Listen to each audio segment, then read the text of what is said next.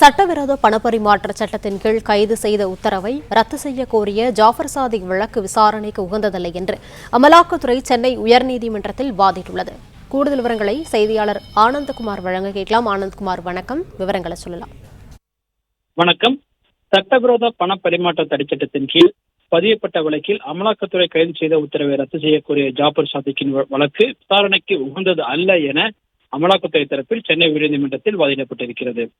Australia உள்ளிட்ட வெளிநாடுகளில் இருந்து கோடிக்கணக்கான ரூபாய் மதிப்பிலான போதைப் பொருட்களை கடத்தியதாக தமிழ் திரைப்பட தயாரிப்பாளர் ஜாஃபர் சாதிக்கை மத்திய போதைப்பொருள் தடுப்பு காவல்துறையினர் கடந்த மார்ச் மாதம் 9ஆம் தேதி கைது செய்தனர்.